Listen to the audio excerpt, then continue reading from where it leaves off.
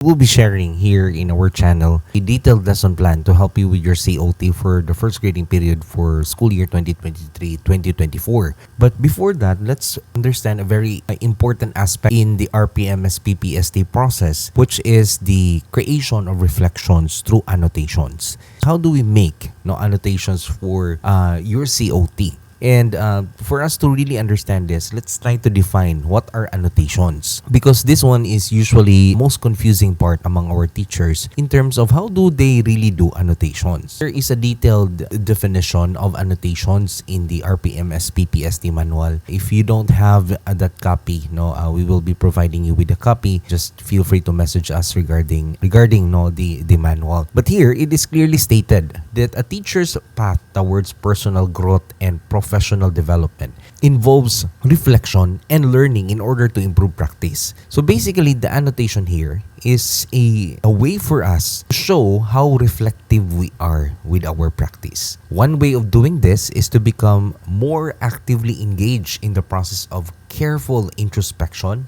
and critical evaluation of your teaching practice. An essential step towards becoming a more reflective practitioner is through writing annotations in your professional development portfolios. So this is all about making and trying to manifest what are the things that you were thinking as you performed and prepared this portfolio. So remember, the portfolio involves the different set of MOVs that you have prepared, showing that you have done specific things. It's a verification. It's a means to show that you are performing that particular objective. And each of the objectives have specific MOVs.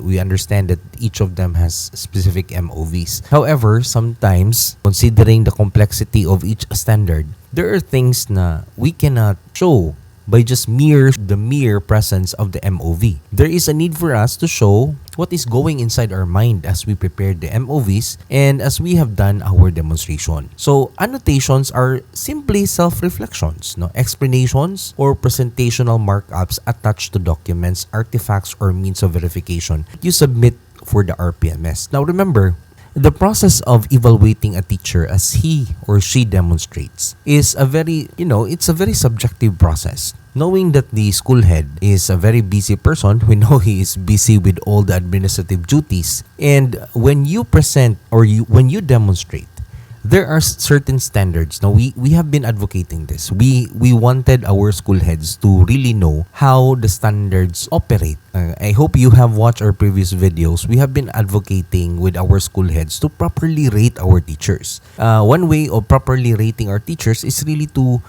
apprise them with what is the standard, how each of the standards differ from each other, and what are the features of practice.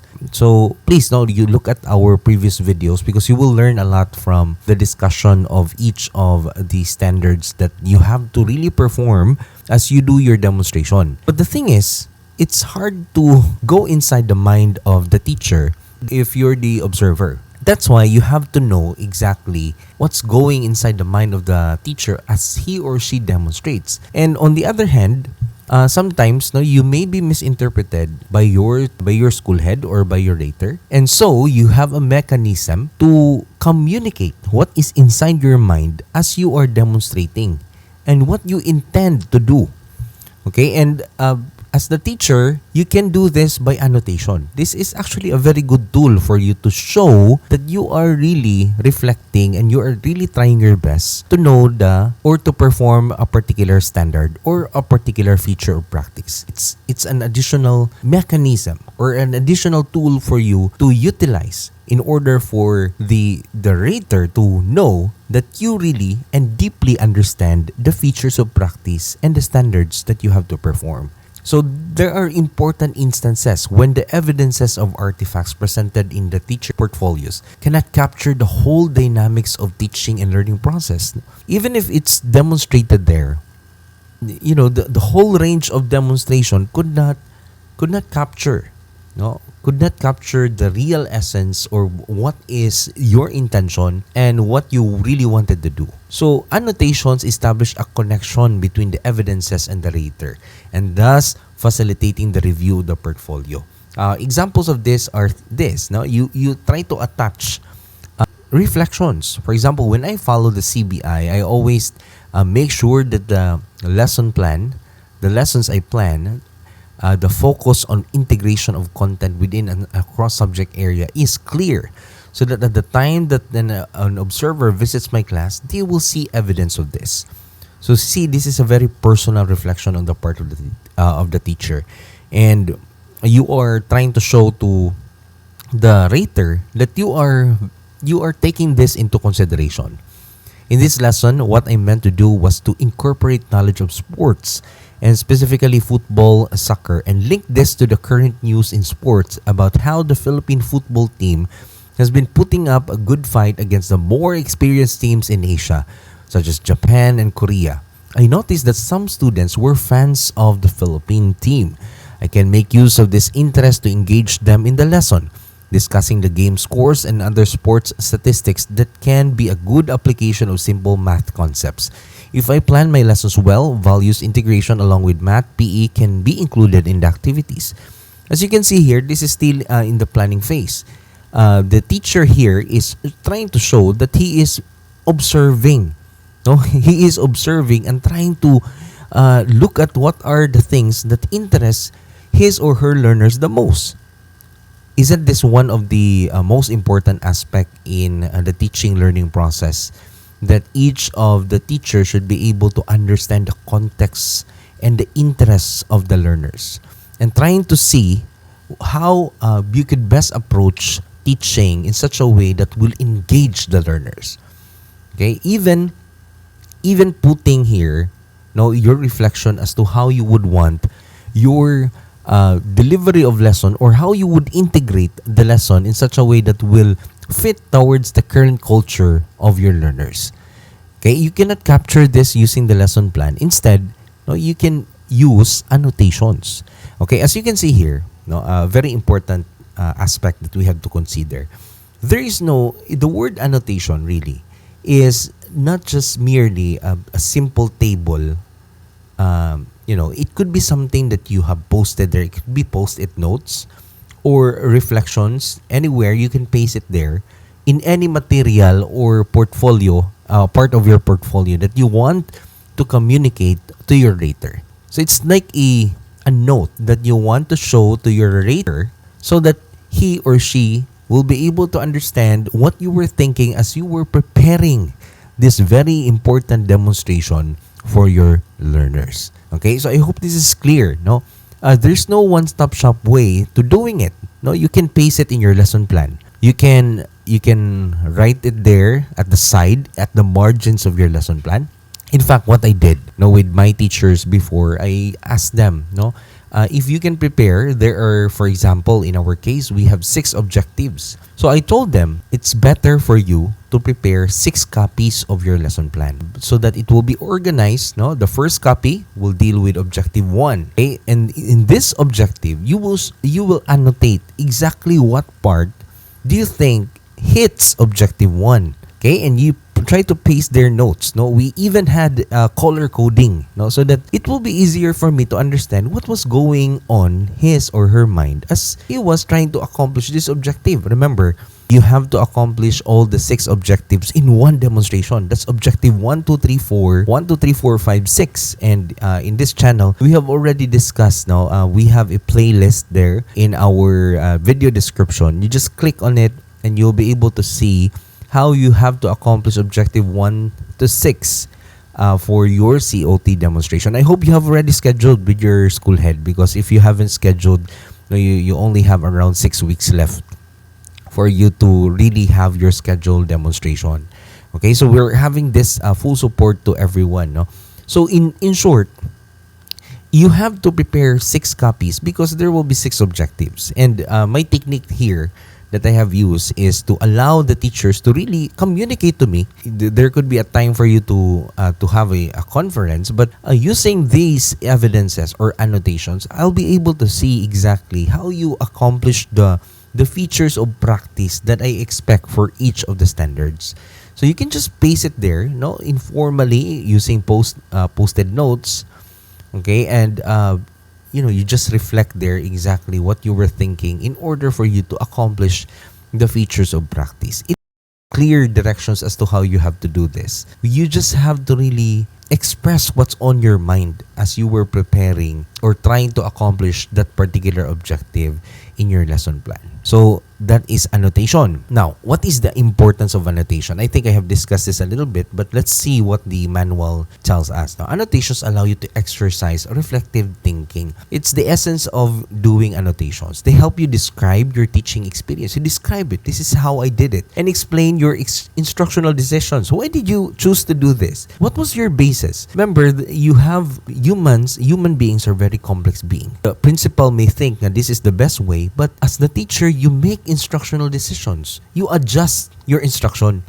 In fact, when you do your demonstration, I would appreciate teachers who are capable of being flexible, looking really at the reaction of the learners and trying to adjust. No, that's a skill. That's a skill that a teacher should manifest inside the classroom. The ability to adjust. You cannot just blindly follow your lesson plan because you think this one is really my plan, and this is a common mistake among school heads. No, I would like to ask school heads to really listen regarding this. A very common mistake is when you impose to the teacher exactly what is written in the lesson plan. A good teacher, I tell you, has the ability to adjust based on what he sees on the learner. If he or she feels that it's not working, then by all means, please allow the teacher to adjust. That's what a true teacher is. In fact, that's the reason why I love being a teacher, because my dream before was really to become a psychologist. As a psychologist, you have to understand the people that are around you. You have to interpret what is inside their mind. Try to adjust based on their behaviors. Now, a good teacher is a good psychologist. The ability to look at their reaction, the non-verbal cues, their facial expressions, and then the ability to find ways to capture and recapture their curiosity and attention again and again so that the learner will be able to learn. Now, sometimes, a very common mistake with our principal is that they would try to really demand that the teacher will follow exactly what is written in the lesson plan. So, this is all plans. Even in reality, all plans have a flexibility clause. You have to give way or try to provide flexibility in any plans that you will do. That's the essence of systems thinking. The ability to understand that what you expect to happen won't exactly happen as you wish. Okay? So as a teacher who is dealing with learners who have different, who are complex beings, who have different interests and are unique individuals, you have to understand that the teacher should be able to adjust. When you look at the teacher's behavior in front and as he exercises this ability to interpret the action of the learners, you have to admire the ability of a teacher to adjust based on what he or she sees on the learner's reaction and how they become curious about things that the teacher has presented in front. So annotations are a way to explain also at the same time. They are important because they make evidence speak on your behalf. You don't have to explain yourself anymore to the rater. Okay, so again, the rater should be able to free up their mind also and to see the real ability of the teacher. And you read annotations showing that the teacher is really a very flexible teacher in terms of adjusting, in terms of trying the best to help learners learn. It highlights your professional strengths in teaching. Again, you wanted to explicate and manifest to the rater that you're thinking about the standards. And you are trying to adjust as much as possible. You are a reflective practitioner. Help you reflect on your teaching practices that pave the way for professional advancement. In every practice that you do, reflection is the most important thing. Okay, and these annotations are there to show that you are consistently thinking of what works and what will not. Okay, so there is a delineation, there is a reflection of what works and what does not work. So as a teacher, you put this as a means of showing, or it's a mechanism for you to show that you are continuously reflecting about your practices. You also describe your intention. So there are two things. There, it could be already done. No, you have already performed the demonstration and you can do your annotations, or you also describe your intentions, your goal, and your purpose towards career growth, or the essence of why you are doing this particular activity. It's present and explain credentials required by the rater for ranking and promotion. Okay, and then it makes it easier for the rater to rate your performance. So in short, that is the reason why I asked them to prepare 6 copies of their lesson plan, because I've already made it clear to them that in this demonstration you have to hit the 6 objectives all at the same time in one demonstration. And how are you going to explain to me how you're going to hit the objectives? You use annotations. You try to place post-it notes there, or even you don't need to use post-it notes. Just really write down there in your lesson plan. No, use your pen. You write on the margin. Write there exactly what you were thinking as you were preparing, and what exactly and how exactly would that hit these objectives. Okay, so here, what do you annotate? No, so when writing annotations, you need to present evidences of your best practices in the various key result areas. So the following are the possibilities for annotations. So take note the word here. It's possibilities, because there's no one-stop shop way of doing this. No, you have your own creativity.